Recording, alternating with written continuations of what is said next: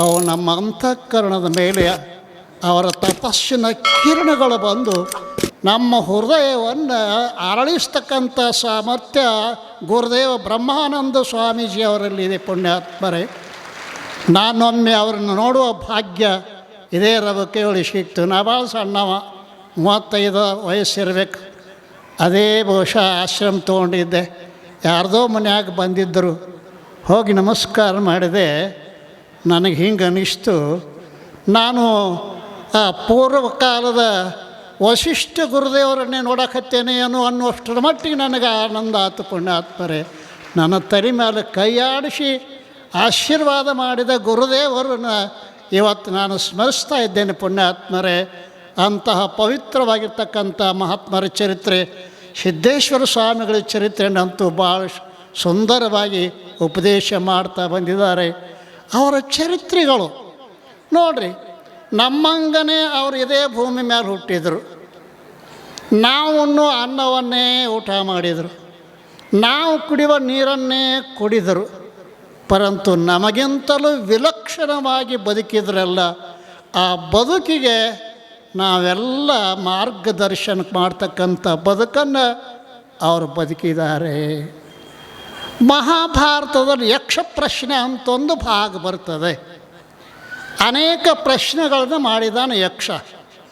ಅದರಲ್ಲಿ ಒಂದು ಪ್ರಶ್ನೆ ಕಃ ಪಂಥಃ. ಕಃ ಪಂಥಃ, ಪಂಥ ಅಂದರೆ ಮಾರ್ಗ. ಯಾವುದು ಮಾರ್ಗ ಅಂತ ಪ್ರಶ್ನೆ ಮಾಡಿದರೆ ಧರ್ಮರಾಜ ಉತ್ತರ ಹೇಳಿದನ, ಮಹಾಜನ ಏನ ಗತಃ ಸ ಪಂಥಃ. ಮಹಾತ್ಮರು ಯಾವ ರೀತಿಯಾಗಿ ನಡೆದು ಹೋಗಿದ್ದಾರೆಯೋ ಅದುವೇ ಪಂಥ ಅಂತ ಹೇಳಿದ್ದಾರೆ. ಉತ್ತಿಷ್ಠತ ಜಾಗ್ರತ ಪ್ರಪ್ಪವರ ನಿಬೋಧತ ಅಲ್ರಿ. ಆ ದಾರಿ ಹ್ಯಾಂಗದ ಅಂತ ಕೇಳ ಹರಿತವಾದ ಖಡ್ಗದ ಮೇಲೆ ನಡೆದು ಹೋಗ್ತಕ್ಕಂಥ ದಾರಿ ಅದ ಅಂಥೇಳಿ ಕಠ ಉಪನಿಷತ್ತು ಕೂಡ ಹೇಳ್ತದೆ. ಅಂತಹ ಕಠೋರವಾಗಿರ್ತಕ್ಕಂಥ ಯಾವ ಪ್ರಸಂಗಗಳನ್ನು ಕೂಡ ಅವರು ದಾಟಿದ್ರು ಹ್ಯಾಂಗೆ, ಯಾವ ಧೈರ್ಯದ ಮೇಲೆ ಅಲ್ರಿ. ನೋಡ್ರಿ, ಭಗವಂತ ಕರ್ಣ ಮೂರನ್ನು ಕೊಟ್ಟು ಧರೆಗೆ ಕಳಿಸಿದ ದೇವ. ಕರ್ಣ ಮೂರನ್ನು ಕೊಟ್ಟು ಧರೆಗೆ ಕಳಿಸಿದ ದೇವ. ವಿರಚಿಸ್ಕೋ ಬದುಕನ್ನು ನಿನ್ನಿಚ್ಛೆಯಿಂದದಲ್ಲಿ ಮೆರೆದಿಹರು ನಿನ್ನೆದುರು ರಾಮ ರಾವಣರೆಲ್ಲ. ನರನ ಸ್ವತಂತ್ರವಿದು ಶ್ರೀ ಸಿದ್ಧ ಭಾರತಿ. ಬಹಳ ಸುಂದರವಾದ ಮಾತು. ಕರ್ಣ ಮೂರನ್ನು ಕೊಟ್ಟು ಧರೆಗೆ ಕಳಿಸಿದ ದೇವ. 3 ಕರ್ಣಗಳನ್ನು ನಮಗೂ ಕೊಟ್ಟಿದ್ದಾನೆ. ಬಡವ, ಶ್ರೀಮಂತ, ಸ್ತ್ರೀ, ಪುರುಷ, ಯಾವ ಜಾತಿ, ಯಾವುದನ್ನು ನೋಡಲಾರ್ದ್ರೆ ಪ್ರತಿಯೊಬ್ಬ ಮನುಷ್ಯನಿಗೆ ಭಗವಂತ ಕೊಟ್ಟದು 3 ಕರ್ಣ: ಶರೀರ, ವಾಣಿ, ಮನಸ್ಸು. ಈ ಶರೀರ, ವಾಣಿ, ಮನಸ್ಸು 3 ಕರ್ಣಗಳಿಂದನೇ ಅವರು ಸದುಪಯೋಗ ಮಾಡಿಕೊಂಡು ಅವರು ಮಹಾತ್ಮರಾಗ್ತಾರೆ, ದುರುಪಯೋಗ ಮಾಡಿಕೊಂಡು ಅವರು ದುರಾತ್ಮರಾಗ್ತಾ ಇದ್ದಾರೆ. ಪುಣ್ಯಾತ್ಮರೇ, ನಿನ್ನ ಹೆಸರು ಅದರ ರಾಮ ರಾವಣರೆಲ್ಲ. ರಾಮ ತನ್ನ 3 ಕರ್ಣಗಳನ್ನು ಪವಿತ್ರವಾದ ರೀತಿಯಲ್ಲಿ ಅವನು ನಡೆಸ್ಕೊಂಡು ಹೋದ, ದೇವರಾದ. ರಾವಣ ತನ್ನ 3 ಕರ್ಣಗಳನ್ನು ಕೆಡಿಸಿಕೊಂಡ, ರಾಕ್ಷಸನಾದ. ಆದ ರೀತಿಯೊಳಗೆ ನಾವು ಇವತ್ತು ನೋಡ್ತಾ ಇದ್ದೇವಲ್ಲ, ಇದು ನಾವೇನ ಬಂದೀವೆಲ್ಲ, ಇದು ಭಾಳ ಶ್ರೇಷ್ಠವಾಗಿರ್ತಕ್ಕಂಥ ನರಜನ್ಮದಿಂದ ದೇಹದಳು ಮಿಗಿಲುಂಟೆ. ನಿಜಗಣ ಶಿವಗಳು ಬರೀತಾ ಇದ್ದಾರೆ, ನರಜನ್ಮದಿಂದ ದೇಹದಳು ಮಿಗಿಲುಂಟೆ. ಇಂತಹ ಪವಿತ್ರವಾದ ದೇಹವನ್ನು 3 ಪವಿತ್ರವಾದ 3 ಕರ್ಣಗಳನ್ನು ಕೊಟ್ಟಿದ್ದಾನೆ. ಇಲ್ಲಿ ನೀನು ಹೇಗೆ ನಡೆದುಕೊಳ್ಳಬೇಕು ಅನ್ನೋದನ್ನು ಮಹಾತ್ಮರ ಚರಿತ್ರೆಗಳ ಮೂಲಕವಾಗಿ ನಡೆದುಕೊಂಡು ಹೋಗಬೇಕಾಗ್ತದೆ. ಸಾಮಾನ್ಯ ಅಲ್ಲ. ಪ್ರಭುಲಿಂಗ ಲೀಲೆ ಅಂತೊಂದು ಗ್ರಂಥ ಚಾಮರಸ ಕವಿ ಭಾಳ ಸುಂದರವಾಗಿ ರಚನೆ ಮಾಡಿದ್ದಾನೆ. ಆರಂಭದಲ್ಲಿ ಕೈಲಾಸ ಪರ್ವತದ ವರ್ಣನೆ ಮಾಡಿದಾನ ಚಾಮರಸ ಕವಿ. ಪ್ರಭುಲಿಂಗ ಲೀಲೆ ಆರಂಭದಲ್ಲಿ ಕೈಲಾಸದೊಳಗೆ ಶಿವ ಪಾರ್ವತಿ ಕುಳಿತುಕೊಂಡಿದ್ದಾರೆ. ಆ ಶಿವನ ಒಡ್ಡೋಲಗದಲ್ಲಿ 33 ಕೋಟಿ ದೇವಾದಿ ದೇವತೆಗಳು ಕುಂತಾರೆ. ಶಿವ ಪಾರ್ವತಿ ಕುಂತಾರೆ. ಅವನ ಒಡ್ಡೋಲಗದಲ್ಲಿ 33 ಕೋಟಿ ದೇವಾದಿ ದೇವತೆಗಳು ಕುಂತಾರೆ. ಅವ್ರನ್ನೆಲ್ಲ ಒಮ್ಮೆ ನೋಡಿದಳು ಪಾರ್ವತಿ. ನೋಡೋಕ್ಕಿಗೆ ಏನೋ ಸಂಶಯ ಬಂತು. ಪರಮಾತ್ಮ ನಿನ್ನ ಒಡ್ಡೋಲಗದಲ್ಲಿ ಕುಳಿತುಕೊಂಡಿರುವಂತಹ 33 ಕೋಟಿ ದೇವಾದಿ ದೇವತೆಗಳು ಇವರೇನಾದರೂ ಮುಕ್ತರಾಗ್ಯಾರೋ ಅಥವಾ ಇವರಿಗೂ ಜನನ ಮರಣ ರೂಪ ಸಂಸಾರ ಉಂಟೋ? ಪ್ರಶ್ನೆ. ಪಾರ್ವತಿ, ನಿನ್ನ ಒಡ್ಡೋಲಗದಲ್ಲಿ 33 ಕೋಟಿ ದೇವಾದಿ ದೇವತೆಗಳು ಏನು ಕುಂತಾರಲ್ಲ, ಇವರೆಲ್ಲ ಮುಕ್ತರಾಗ್ಯಾರೋ ಅಥವಾ ಇವ್ರಿಗೂ ಜನನ ಮರಣ ರೂಪ ಬಂಧನ ಉಂಟೋ? ಶಿವ ಅಂದ, ಇವರ್ಯಾರು ಮುಕ್ತರಲ್ಲ ಅನ್ನೋ. ಆಶ್ಚರ್ಯ. ಪರಮಾತ್ಮ ಇದು ಕೈಲಾಸ, ನಿನ್ನ ಮುಂದೆ ಕುಂತಾರ, ಇವ್ರಿಗೆ ಮುಕ್ತಿ ಇಲ್ಲಂದ್ರೆ ಯಾರಿಗೆ ಮುಕ್ತಿ ಅಂತ ಕೇಳಿದಾಗ ಆವಾಗ ಹೇಳ್ತದ ಪರಮಾತ್ಮ, ಭೋಗ ಭೂಮಿಯ ಭೋಗ ತನುವಿನಲಾಗದ ಅನುಪಮ ಸಿದ್ಧಿ. ಭೋಗ ಭೂಮಿಯ ಭೋಗ ತನುವಿನಲಾಗದ ಅನುಪಮ ಸಿದ್ಧಿ, ಕರ್ಮೋದ್ಯೋಗ ಭೂಮಿಯ ಕರ್ಮ ತನುವಿನಲ್ಲಿ ಅಲ್ಲದವರಿಂದೆ ಯೋಗ ಯೋಗ್ಯರು ಯೋಚಿಸುತ್ತ ಭೂಭಾಗದಲ್ಲಿ ಮಾನವ ಶರೀರಿಗಳಾಗಿ ಪಡೆಯುವುದು ಮುಕ್ತಿಯನ್ನು ಗಿರಿಜೆ ಕೇಳೆಂದ. ಬಹುಶಃ ನಿಮಗಿನ್ನೂ ಅರ್ಥ ಆದಂಗೆ ಕಾಣಿಸೋದಿಲ್ಲ. ನಿಮಗೆ ಅರ್ಥ ಆಗುವಂಗೆ ಹೇಳ್ತೀನಿ ಅಲ್ರಿ. ಪಾರ್ವತಿಯನ್ನು ಕೇಳಾಳ, ಕೈಲಾಸದಾಗ 33 ಕೋಟಿ ದೇವತೆಗಳೇನಿದಾರಲ್ಲ ಅವ್ರಿಗೆ ಮುಕ್ತಿ ಇಲ್ಲ ಅಂತೆಯಲ್ಲ. ಈಗ ಮತ್ತು ಯಾರಿಗೆ ಮುಕ್ತಿ ಅದ ಅಂತ ಕೇಳಿದ್ರೆ ಭೂಲೋಕದೊಳಗೆ ಏನ್ರಿ, ಭೂಲೋಕದೊಳಗೆ ಯಾರು ಮನುಷ್ಯರಾಗಿ ಹುಟ್ಟ್ಯಾರೋ, ಗುರುದೇವ್ ಬ್ರಹ್ಮಾನಂದರ ಆಶ್ರಮದೊಳಗೆ ಯಾರು ಸ್ವಾಮೀಜಿ ಅವ್ರ ಮುಂದೆ ಕುಂತಿರಲ್ಲ, ನೀವು ಅವ್ರಿಗಿಂತ ಹೆಚ್ಚಿಂದ 33 ದೇವತೆಗಳಿಗಿಂತಲೂ ನೀವು ಶ್ರೇಷ್ಠರು ಅಂತ ಹೇಳುವ ಅಭಿಪ್ರಾಯದ ಪುಣ್ಯಾತ್ಮರೇ. ಯಾಕೆ? ನರರಿಗೆ ಮುಕುತಿ ಅಂದ್ರೆ ಸುರರಿಗೆ ಮುಕುತಿ ಅನ್ನಲಿಲ್ಲ, ಪಶು ಪಕ್ಷಿಗಳಿಗೆ ಮುಕುತಿ ಅನ್ನಲಿಲ್ಲ, ನರರಿಗೆ ಮುಕುತಿ. ಶ್ರೀಗುರು ವಚನೋಪದೇಶವನ್ನಾಲಿಸಿ ದಾಗಳಹುದು ನರರಿಗೆ ಮುಕುತಿ ಅಂತ ಹೇಳಿದ್ದಾರೆ ಪುಣ್ಯಾತ್ಮರೇ. ಸಾಮಾನ್ಯ ನಿಜವನರ ಶಾಸ್ತ್ರ ಕರ್ನಾಟಕದ ಮನೆಗಳಿಗೆ ಮುಟ್ಟಿಸಿದ ಕೀರ್ತಿ ಹುಬ್ಬಳ್ಳಿ ಸಿದ್ಧಾರೂಢರಿಗೆ, ಗದಗಿನ ಶಿವಾನಂದ ಸ್ವಾಮಿಗಳಿಗೆ ಮುಟ್ಟಬೇಕು ಪುಣ್ಯಾತ್ಮರೇ. ಮನೆಗೆ ಕನ್ನಡ ಸಾಹಿತ್ಯವನ್ನು ಮುಟ್ಟಿಸಿದ ಮಹಾ ಕೀರ್ತಿಶಾಲಿಗಳು ಅವ್ರ ಬಳ್ಳಿಯೊಳಗೆ ಬಂದಾರೆ ಅಲ್ಲ. ಗುರುದೇವ ಬ್ರಹ್ಮಾನಂದಪ್ಪ ಅವರು, ಗುರುದೇವ ಸಿದ್ದೇಶ್ವರಪ್ಪಗಳು, ಗುರುದೇವ ಗುರುಸಿದ್ದೇಶ್ವರ ಮಹಾಸ್ವಾಮೀಜಿ ಅವರು ಅವರೊಂದು ಚಂದಮಾಮ ಬರೆದಾರೆ, ನನಗೆ ತೋರಿಸಿದ್ರು. ಭಾಳ ಸುಂದರ ಸಾಹಿತ್ಯ ಅಲ್ಲ. ಬಹುಶಃ ಇಷ್ಟು ಚಿಂತನೆ ಮಾಡ್ತಾರಂತ ನನಗೇನು ಅನಿಸಿರಲಿಲ್ಲ. ಭಾಳ ಚಂದಮಾಮ ಒಂದೇ ಒಂದು ಪದ್ಯವನ್ನು ಒಂದು ಪುಸ್ತಕವನ್ನಾಗಿ ಮಾಡಿದ ಕೀರ್ತಿ ಪೂಜ್ಯರಿಗೆ ಸಲ್ತದ ಪುಣ್ಯಾತ್ಮರೇ. ಒಂದೇ ಒಂದು ಪದ್ಯ ಒಂದು ಪುಸ್ತಕ ಆಗ್ಯದ.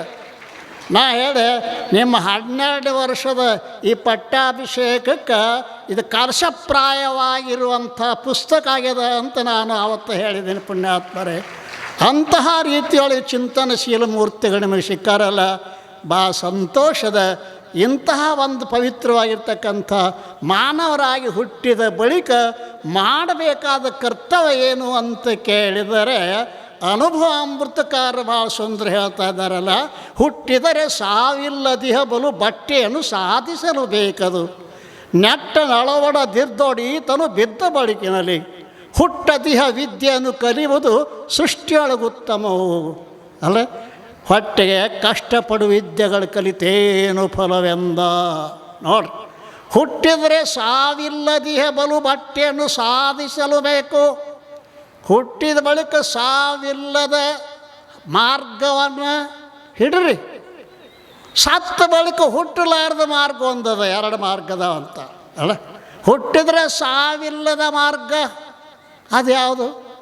ಆ ಪರಬ್ರಹ್ಮ ಸ್ವರೂಪವೇ ನೀನಿದ್ದೀಯ ಅಂತ ಯಾವಾಗ ಗುರುಗಳು ಉಪದೇಶ ಮಾಡ್ತಾರಲ್ಲ, ಆವಾಗ ನಾವು ಇನ್ನು ಹುಟ್ಟುವುದೇ ಸಾಯುವುದೇ ಇಲ್ಲ.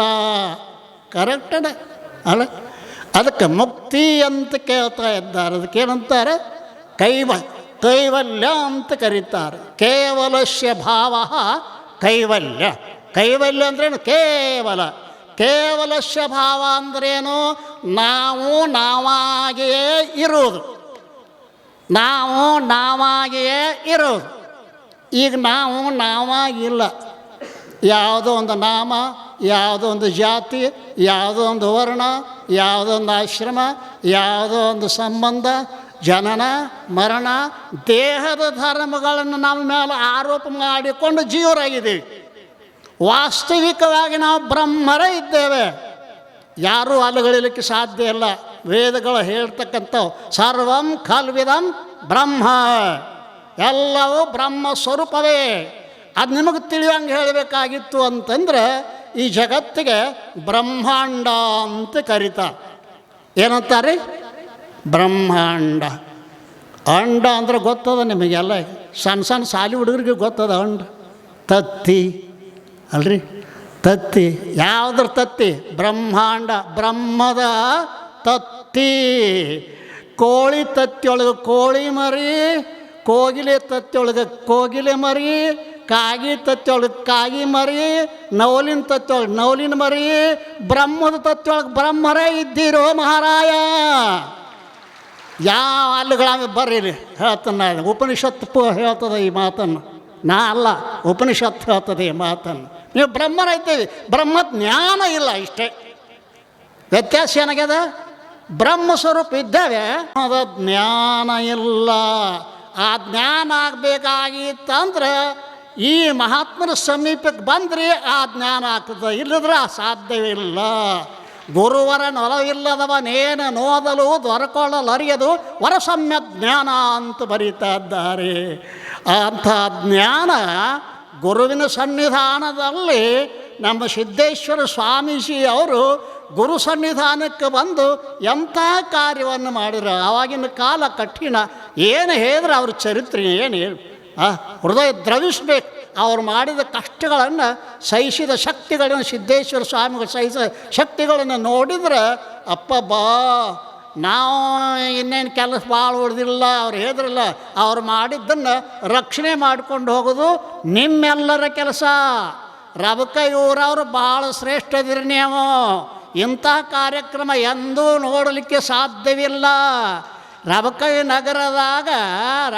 ನಗರದ ಯಾವ ಇತಿಹಾಸದೊಳಗೆ ಸ್ವರ್ಣಾಕ್ಷರಗಳಿಂದ ಬರೆಯತಕ್ಕಂಥ ಕಾರ್ಯಕ್ರಮ ಇದು ಗುರುದೇವ ಕಾರ್ಯಕ್ರಮ. ಪುಣ್ಯಾತ್ಮರೇ, ಇಂತಹ ಕಾರ್ಯಕ್ರಮದೊಳಗೆ ನಾವು ಬಂದು ಹೋದ್ವಿ ಅಂದರೆ, ಗುರುಗಳ ಸಮೀಪಕ್ಕೆ ಹೋದ್ವಿ ಅಂತಂದ್ರೆ ನಮ್ಮನ್ನು ಬ್ರಹ್ಮಜ್ಞಾನಿಯನ್ನಾಗಿ ಮಾಡ್ತಾಯಿದ್ದಾರೆ. ಹುಟ್ಟಿದರೆ ಸಾವಿಲ್ಲದಿಹ ಬಲು ಬಟ್ಟೆ. ಇದು ಹುಟ್ಟಿದ ಬಳಿಕ ಸಾಯೋದು ಶರೀರ ಹೊರತು ನಾನು ಸಾಯಲ್ಲ. ಅಪ್ಪಗಳು ಹೇಳಿದ್ರಲ್ಲ, ಅವರು ಶರೀರ ಹೋಗ್ಯಾವ ಹೊರತು ಆತ್ಮ ಇಲ್ಲೇ ಇದ್ದಾನೆ. ವಿಚಾರ ಮಾಡಿರಿ. ಗುರುದೇವ್ ಬ್ರಹ್ಮಾನಂದ್ರ ಮುಂದೆ ಕುಂತಂತ ಕೈ ಮುಗಿದ ಒಂದಿಟ ಧ್ಯಾನ ಮಾಡಿ. ನೀವು ಯಾಕೆ ಕಾಶಿಗೆ ಹೋಗೋದು ಬೇಕಾಗಿಲ್ಲ, ನೀವು ಯಾವ ರಾಮೇಶ್ವರಕ್ಕೆ ಹೋಗೋದು ಬೇಕಾಗಿಲ್ಲ. ಈ ಅಜ್ಜ ನಡೆದಾಡಿದ ಈ ಭೂಮಿ ಮಣ್ಣು ತೊಗೊಂಡು ಹನಿ ಮ್ಯಾಗ ಹಚ್ಕೋರಿ. ನೀವು ಪುಣ್ಯಾತ್ಮರೇ, ಧನ್ಯರಾಗ್ತಾ ಇದ್ದೀರಿ ಪುಣ್ಯಾತ್ಮರೇ. ಅಂತಹ ಪುಣ್ಯಾತ್ಮರು ಇಲ್ಲಿ ನೋಡ್ಲಕ್ಕೆ ನಾವು ಭಾಳ ಚಂದ ಅನಿಸ್ತು. ಮೂರ್ತಿ ನೋಡಿದಾಗ ಅಬ್ಬಾ ಏನು ಮನುಷ್ಯಪ್ಪ ಅಂತ ಅನಿಸ್ತಪ್ಪ. ಇಂತಹ ಮೂರ್ತಿಯನ್ನು ಪ್ರತಿಷ್ಠಾಪನೆ ಮಾಡಿದ್ದಾರೆ. ಹುಟ್ಟಿದರೆ ಸಾವಿಲ್ಲ ಬಟ್ಟೆಯನ್ನು ಕೊಟ್ಟ ಅವರು ಗುರುದೇವ ಬ್ರಹ್ಮಾನಂದ ಸ್ವಾಮಿಗಳು ಸಿದ್ದೇಶ್ವರ ಸ್ವಾಮಿಗಳಿಗೆ. ಸತ್ತ ಬಳಿಕ ಇನ್ನೊಮ್ಮೆ ಹುಟ್ಟಲಾರ್ದಂಗೆ ಮಾಡೋದಂತ್ರಿ. ಇದೊಂದು ಎರಡನೇ ಮಾರ್ಗ. ಸತ್ತ ಬಳಿಕ ಹುಟ್ಟಲಾರ್ದಂಗೆ ಮಾಡೋದು ಅಲ್ರಿ. ಆಶ್ಚರ್ಯ. ಬ್ರಹ್ಮ ಚೈತನ್ಯ ಮಹಾರಾಜರಂತ ಒಬ್ಬರಾಗಿ ಹೋಗಿದ್ದಾರೆ. ಬ್ರಹ್ಮ ಚೈತನ್ಯ ಮಹಾರಾಜ ಬಹಳ ದೊಡ್ಡ ಜ್ಞಾನಿಗಳು. ನಾವು ಸಾವಿರಾರು ಮಂದಿ ಪಾದಯಾತ್ರೆಗೆ ಹೋಗಿರ್ತೀವಿ ಮಹಾಲಿಂಗಪುರದಿಂದ ಹುಬ್ಬಳ್ಳಿ ತನಕ. ಅವ್ರ ಆಶ್ರಮದಾಗ ನಾವೊಂದು ವಸತಿ ಮಾಡ್ತೀವಿ. ಭಾಳ ಸುಂದರವಾದ ಆಶ್ರಮದ ಅಲ್ಲಿ. ಅವು ಅವ್ರು ಏನಂದರು, ಬ್ರಹ್ಮ ಚೈತನ್ಯ ಮಹಾರಾಜರ ಹಂತಕ್ಕೆ ಒಬ್ಬ ಬಂದ ಮನುಷ್ಯ, ಅಪ್ಪಗಳು ನಾನು ಒಂದು ಶಿಕ್ಷಣ ಸಂಸ್ಥೆ ತೆಗೆದೇನ್ರಿಪ್ಪ. ಹೌದು. ಅವ್ರು ನೋಡಿದ್ರು ಬರೀ 2-3 ಗುಡಿಸಲಿದ್ದು, ಟೀಚರ್ಗಳಿಲ್ಲ, ವಿದ್ಯಾರ್ಥಿಗಳಿಲ್ಲ. ಅವಂದ ಅಪ್ಪ ನೀವು ವಿದ್ಯಾಸಂಸ್ಥೆ ಮಾಡಿರಂತ ಮತ್ತು ಅವ್ರಿಗೆ ಏನು ಕಲಿಸ್ತೀರಿ ನೀವು ಅಂತ ಕೇಳಿದ್ರಂತ. ನಿಮ್ಮ ವಿದ್ಯಾಸಂಸ್ಥೆ ಒಳಗೆ ನೀವು ಏನು ಕಲಿಸ್ತೀರಿ ಅವ್ರಿಗೆ ಅಂದರೆ, ನಾನು ಸಾಯುವುದನ್ನು ಕಲಿಸ್ತೇನಪ್ಪ ಅಂದ್ರಂಥವ್ರು. ನಿಮಗೂ ಆಶ್ಚರ್ಯ ಆಗಿರ್ಬೋದು. ಅವಂದ ಸಾಯುವುದನ್ನು ಕಲಿಯೋದೇನು ಯಾಕೆ ಬೇಕ್ರಿ ಅಂದವ. ಹಾಂ ಆಯುಷ್ ಅದಕ್ಕೂ ಸಾಯತಾರಲ್ಲ, ಸಾಯೋದನ್ನ ಹೆಂಗೆ ಕಲಿಸ್ತೀರಿ ನೀವು? ಕಲಿಸೋದೇನು ಜರೂರಾಗಿಲ್ಲ, ಆಯುಷ್ ಮೇಲೆ ಸಾಯ್ತಲ್ಲ. ಹಂಗಲ್ಲೋ, ಸತ್ತ ಒಳಕ್ಕೆ ಹುಟ್ಟಲಾರ್ದಂಗೆ ಕಲಿಸ್ತಾನೋ ನಾನು ಅಂದ್ರಂಥವ್ರು. ಸಾಯ್ತಾರೆ ಎಲ್ಲರೂ, ಹುಟ್ಟಲಾರ್ದಂಗೆ ಸಾಯೋದು. ಅಯ್ಯೋ, ಹುಟ್ಟಲಾರ್ದಂಗೆ ಸಾಯೋದಂದ್ರೆ ಸಂಪೂರ್ಣ ವಿಷಯದ ವಾಸನೆಗಳನ್ನು ಕಳೆದುಕೊಳ್ಳೋದು. ಮತ್ತೇನದ? ಎಲ್ಲ ವಿಷಯದ ವಾಸನೆಗಳನ್ನು ಕಳೆದುಕೊಳ್ಳೋದು. 4 ಮಕ್ಕಳು, 3 ಮಂದಿ ಮಕ್ಕಳು, ಗಂಡ ಹೆಂಡತಿ, ಭಾಳ ಸಂಸಾರ ಚಂದ ನಡೆದಿತ್ತು. ಮುದುಕಿ 10 ವರ್ಷದೊಂದ, 5 ವರ್ಷದೊಂದ, 2 ವರ್ಷದೊಂದ ತಾಯಿ ಸತ್ತು ಆದಳು. ತಾಯಿ ಸತ್ತು ಆದ ಬಳಿಕ ತಂದೆ ಪಾಪ ದುಡಿದು ಹಂಗೆ ಮಾಡಿ ಹಿಂಗೆ ಮಾಡಿ 3 ಮಕ್ಕಳನ್ನ ಜೋಪಾನ ಮಾಡಿದ. ದೊಡ್ಡ ದೊಡ್ಡ ಸಾಹೇಬ್ರನ್ನ ಮಾಡಿದ, ಭಾಳ ಕಲುಷಿತ, ಭಾಳ ಸಾಹೇಬ್ರ ಮಾಡಿದ. ನಾ ಚಲೋ ಕಣ್ಣ ತೆಗದ. ಮದುವೆ ಕಾರ್ಯಕ್ರಮ, ನವ ದಂಪತಿಗಳು ಬಂದು ನಮಸ್ಕಾರ ಮಾಡ್ತಾಯಿದ್ರು. ಮುದುಕನ ಕಣ್ಣಾಗ ನೀರು ಬಂದು ಅಳಾಕೈತದ. ಅವ್ರು ಅಂದರು, ಶುಭ ಕಾರ್ಯ ಯಾಕೆ ಅಳಾಕತ್ತಿದಿ ಅಂತಂದ್ರೆ, ಮುದುಕಿದ್ರೆ ನೋಡ್ತಿದ್ದಳು ಅಂದಂತವ. ಮುದುಕಿ ಹೊರಗಿನ ಮುದುಕಿ ಸತ್ತ 10 ವರ್ಷ ಆಯ್ತು, ಒಳಗಿನ ಮುದುಕಿ ಇನ್ನೂ ಅದಾಳ. ಇದಕ್ಕೆ ವಾಸನ ಅಂತ ಕರೀತಾರೆ ಶಾಸ್ತ್ರ. ಇದಕ್ಕೆ ಅಂತಾರೆ ವಾಸನ ಅಂತ ಕರೀತಾರೆ. ವಾಸನ ರಹಿತವಾಗಿ ಸಾಯೋದೇನಾದ್ರು ಇತ್ತಂದ್ರೆ ವಿಜಯಪುರದ ಜ್ಞಾನ ಯೋಗಾಶ್ರಮ ಯಾವ ಸಿದ್ದೇಶ್ವರ ಸ್ವಾಮಿಗಳಿಗೆ ಮಾತ್ರ ಗೊತ್ತ ಹೊರತು ಇನ್ಯಾರಿಗೂ ಸಾಧ್ಯವಿಲ್ಲ. ಪುಣ್ಯಾತ್ಮರೇ ವಿಚಾರ ಮಾಡಿರಿ. ಅವ್ರು 10 ವರ್ಷದ ಮೊದಲೇ ಬರೆದಿಟ್ಟಿದ್ರಂತ ಸಾಯು ಪದ್ಧತಿಯನ್ನು ಅಲ್ಲ. ಜೈನ ಮಹಾಮುನಿ ಆಗಿ ಹೋಗಿದ್ದಾರೆ.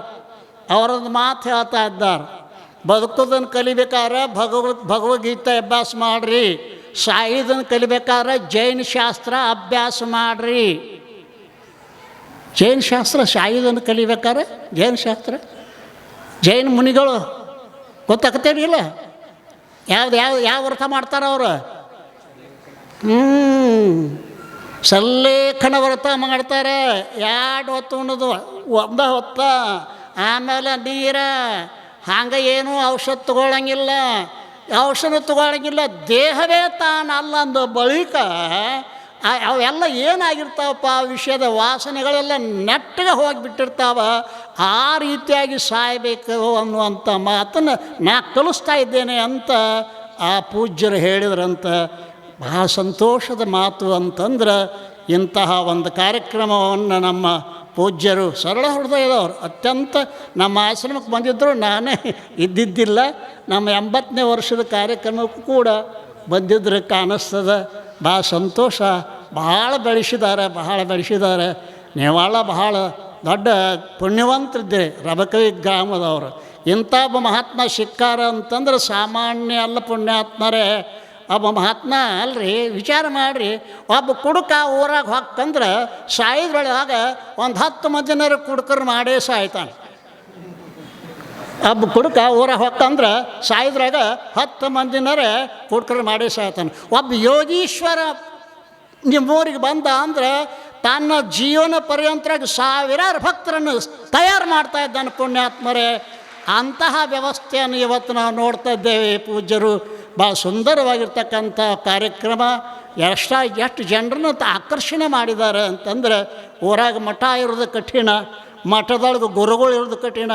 ಗುರುಗಳಿದ್ರೆ ಗುರುಗಳಿಗೆ ಭಕ್ತರಿಗೆ 36 ಇದ್ದು ವಿಚಾರಗಳು ಇರ್ತಾವ್ರಿ. ಮಾನ್ಯ ಬಂದು ಅಳ್ಕೋದು ಕೂತಿದ್ದ, ನಮ್ಮಲ್ಲಿ ಮಠ ಆಯ್ತು ರೀ, ಏನು ಮಾಡಿದ್ರು ಯಾರು ಗುರುಗಳು ಇಲ್ಲ ಅಂತ ಹೇಳಕತ್ತಿದ್ದ ಅವ ಪುಣ್ಯಾತ್ಮ. ಆವಾಗ ನಾನು ಅಂದೆ, ನೀವೆಲ್ಲ ಗುರುದೇವ ಬ್ರಹ್ಮಾನಂದ ಆಶ್ರಮದ ಯೋಗ್ಯವಾಗಿರ್ತಕ್ಕಂಥ ಗುರುಗಳು ನಿಮಗೆ ಸಿಕ್ಕಿದ್ದಾರೆ. ಇಂಥ ಗುರುಗಳ ಸೇವೆಯನ್ನು ಮಾಡಿ ನಿಮ್ಮ ಜನ್ಮವನ್ನು ಸಾರ್ಥಕ ಮಾಡಿಕೊಳ್ರಿ ಅಂತ ಹೇಳ್ತಾ ಗುರುಪಾದ ಶಿವ ಪುಷ್ಪಗಳನ್ನು ಸದ್ಗುರುಗಳ ಚರಣ